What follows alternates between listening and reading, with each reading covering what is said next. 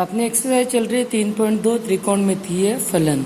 त्रिकोणमितीय फलनों में अपन विभिन्न कोणों का मान ज्ञात करना सीख रहे थे। कुछ कोणों के मान अपन ने पिछली क्लास में निकाले थे, उसी को आगे कंटिन्यू करते हैं। कोट -870 का मान निकालना है।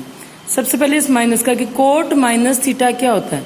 Cot minus theta minus cot theta ही होता है, तो ये माइनस बाहर आ गया और कोट 870। अब इस 870 के अपन को दो पार्ट में बांटना है। एक तो होना चाहिए न्यून कोण और एक होना चाहिए 180 का गुणज। तो अपन जब 18 का पढ़ा तो 18 पंचे 90, ये 900 के पास में 900 से 30 डिग्री कम है, तो 900 माइनस 30 भाग देके देखो, या अपन डायरेक्ट पिछली वाली क्लास में अपन ने भाग देके किया था। अभी अपन को वैसे ही पता कि 18 का पहाड़ा जब 5 बार बोलते तो 30 कम है, ऐसे बोल रहा है 18 180 का मतलब 0 से तो 0 इक्वल हो गया कि एक पार्ट तो अपना न्यून कोण बचना चाहिए, तो 900 माइनस 30, क्योंकि ये कोण 900 से 30 कम है। अब 5 बार पहाड़ा बोला इसीलिए इसको 900 को लिखा अपन ने 5 पाई। 18 का पहाड़ा 180 डिग्री का होता है पाई, तो 180 इंटू 5 इसीलिए हो गया 5 पाई माइनस 30 डिग्री। अब इस कोण को अपन चतुर्थांशों में देखेंगे। 5 पाई होता है ये इधर, चतुर्थांश बनाया छोटा सा, ये हो गया 5 पाई। 2 पाई 4 पाई तो इधर होता है, और विषम पाई जो पाई 3 पाई 5 पाई 7 पाई वो सभी तो 5 पाई माइनस 30, माइनस है तो 5 पाई से कम है तो ऊपर देखेंगे, और अगर यही 5 पाई प्लस 30 होता तो अपन नीचे देखते। प्लस का मतलब 5 पाई से ज्यादा है और माइनस का मतलब 5 पाई से कम है। तो अभी जो ये कोण है वो सेकंड चतुर्थांश में है। सेकंड चतुर्थांश में एक तो प्लस होता है और एक माइनस होता है, तो टेन और कोट का चिन्ह साइन कोस के ऊपर ही डिपेंड करता है। एक प्लस और एक माइनस है तो कोट भी माइनस में होगा, तो एक माइनस तो ये और एक माइनस कोट 30 डिग्री इसका मान आएगा। माइनस और माइनस तो हो गया प्लस कोट 30 डिग्री। अब कोट 30 डिग्री का मान अपन सारणी से अपन को पता है कि √3, यानी अनंत तक भी कोण चले। मान तो जो अपन ने 0 से 90 डिग्री के सारणी में जो देखे हैं वही मान प्लस और माइनस में आते हैं, उनके अलावा नया मान कोई सा भी नहीं आता है। अब ऐसे मान निकालना है कोसेक 19 पाई बटे 3 का मान। कोण डिग्री में भी दिए हो सकते हैं और पाई में भी दिए हो सकते हैं, तो 3 का भाग देंगे अपन इसमें 19 में। पाई का तो कुछ नहीं करना, 3 का भाग। अब जब भाग देंगे तो नीचे शेषफल 1 बचना चाहिए। भाग में ये ध्यान रखना, क्योंकि इधर का जो कोण है एक टुकड़ा पाई बटे 3, पाई बटे 4, पाई बटे 6 ऐसा होना चाहिए, क्योंकि पाई बटे 3 का मतलब होता है 60 डिग्री, पाई बटे 4 का मतलब हो गया 45 डिग्री, और पाई बटे 6 का मतलब हो गया 30 डिग्री। तो एक पार्ट तो होना चाहिए अपना पाई बटा 3, पाई बटा 4 या पाई बटा 6, और एक पार्ट इधर कुछ भी होना चाहिए। तो 3 का भाग दिया 19 में, 6 बार गया और 1 बच गया, यानी ये हो गया 6 प्लस 1 बटा 3, 6 प्लस 1 बटा 3, तो 6 पाई तो हो गया पूरा, और पाई बटा 3 शेषफल हो गया। इसको करके देखो, 6 तेरी 18 और 1 19, ये का ये आंसर आ जाता है। 6 तेरी 18 और 1 19, ये का ये आंसर आ रहा है। तो 6 पाई प्लस पाई बटे 3।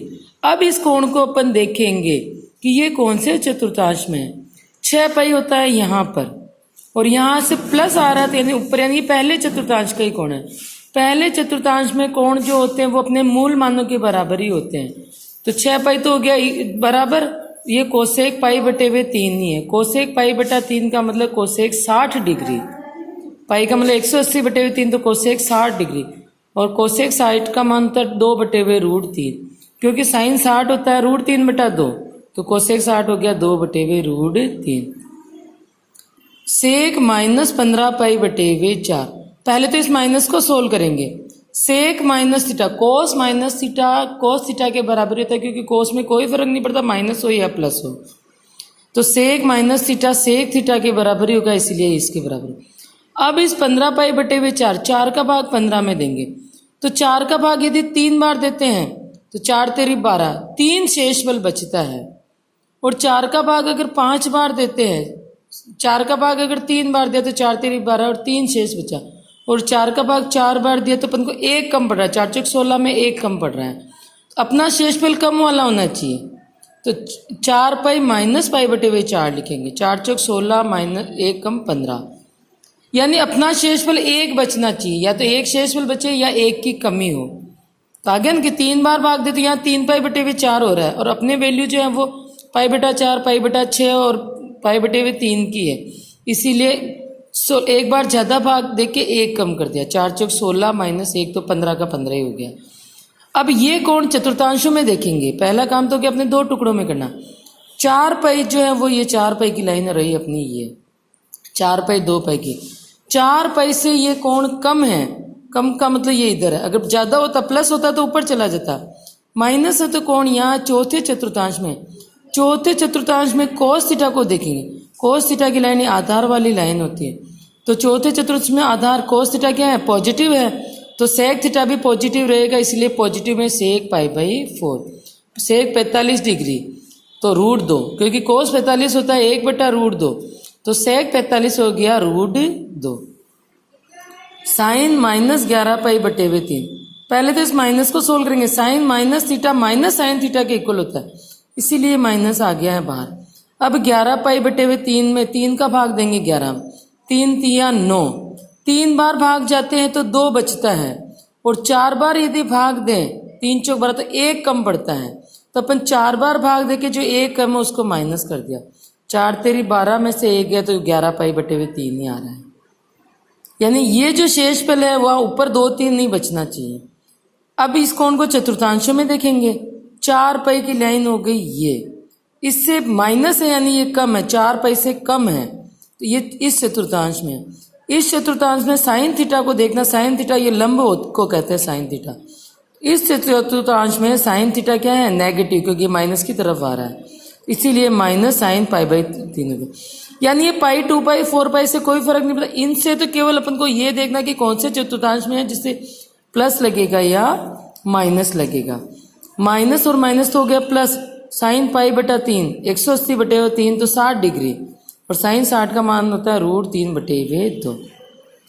ऐसे निकालना सेक 870, 870 के टुकड़े करेंगे अपन, भाग दे के करो या 18 का पहाड़ा बोल के करें, 18 पंचे 90, ये 18 का पहाड़ा बोला तो 90, 900 से 30 कम है ये, तो 900 माइनस 30। अब 900 को 18 का पहाड़ा 5 बार बोला इसलिए इसको 5 पाई लिखा, 180 डिग्री को पाई कहते हैं, सेक 5 पाई माइनस 30 डिग्री। अब इस कोण को देखना है चतुर्थांश में, 5 पाई की लाइन हो गई ये, इससे -30 यानी ये ऊपर इधर है कोण, और यहाँ पर कोस थीटा, यहाँ पर कोस थीटा आधार की लाइन को कहते हैं, तो यहाँ पर और यहाँ पर कोस थीटा नेगेटिव होता है क्योंकि ये नेगेटिव की लाइन चल रही है, ठीक है, तो इसीलिए माइनस सेक 30 डिग्री का, और सेक 30 की वैल्यू क्या होती है, √2/√3, और ये माइनस लगा हुआ ही है। नेक्स्ट, साइन 14 पाई बटे हुए 3, 3 का भाग 14 में देना, 3 चौक 12, 4 बार भाग देते हैं तो 2 बचता है, और 3 पंचे 15, 5 बार भाग देते हैं तो 1 की कमी पड़ती है। अब इसको दोनों ही मेथड से मैं करके बता रही हूँ कि क्या करना होता है, जैसे 4 बार भाग दिया तो ये 2 बच रहा है इसीलिए अपन ने प्लस लगाया, 4 तेरी 12 प्लस 2 पाई, और 5 बार भाग दिया तो 5 तेरी 15 माइनस 1 14, तो अपन को ये वाला नहीं लेके ये लेना है, ये 2 पाई बच रहा था इसलिए इधर 1 मिला के ये माइनस कर दिया, 5 तेरी 15 माइनस। अब ये लाइन जो है वो यहाँ पर 5 पाई की लाइन ये रही, 5 पाई से कम है यानी ये इस सेकंड चतुर्थांश में, और सेकंड चतुर्थांश में साइन थीटा लंब की लाइन है पॉजिटिव, इसीलिए पॉजिटिव चिन्ह आया, और साइन पाई बटे हुए 3, पाई बटा 3 का मतलब 180 बटा 3 तो 60 डिग्री, और साइन 60 का मान होता है √3 बटे हुए 2। ऐसे tan -21 पाई बटे हुए 3, पहले इस माइनस को सोल्व करेंगे, माइनस को सोल्व किया तो -tan माइनस थीटा होता है -tan थीटा के बराबर, -tan 21 पाई का मतलब 21 का भाग दिया तो 7 पाई है, और tan n पाई की वैल्यू क्या होती है 0, tan पाई 2 पाई 3 पाई tan n पाई की वैल्यू 0 होती है, तो इसकी वैल्यू आ गई 0, इसकी वैल्यू हो गई 0। कोस 4 पाई की वैल्यू निकालनी है, यदि अपन को याद नहीं है कि कब 0 होता है कब नहीं होता तो इसका वही 2 टुकड़े करो, 4 पाई प्लस 0 भी लिख सकते हैं और 4 पाई माइनस 0 भी लिख सकते हैं।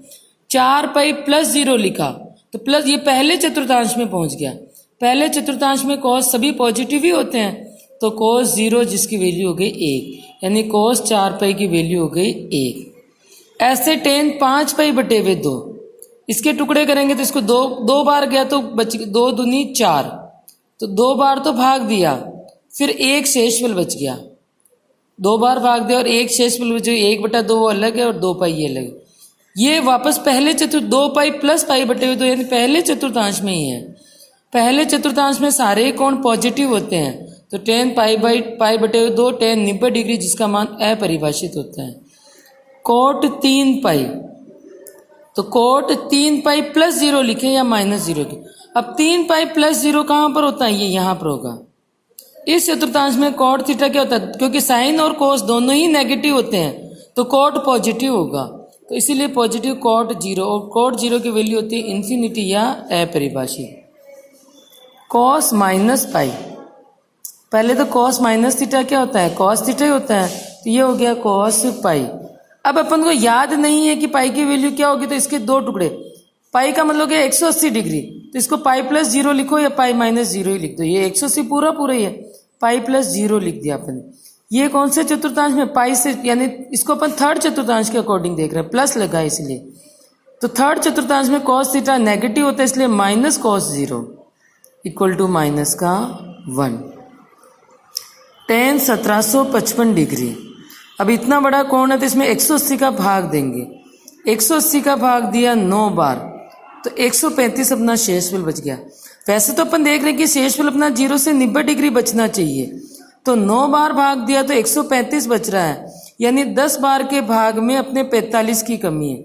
9 बार के भाग में 135 बच रहा है, तो अब या तो 10 बार के भाग में 45 की कमी करो, या दूसरा मेथड के अपन ने 9 बार भाग दिया और इसी से करना है।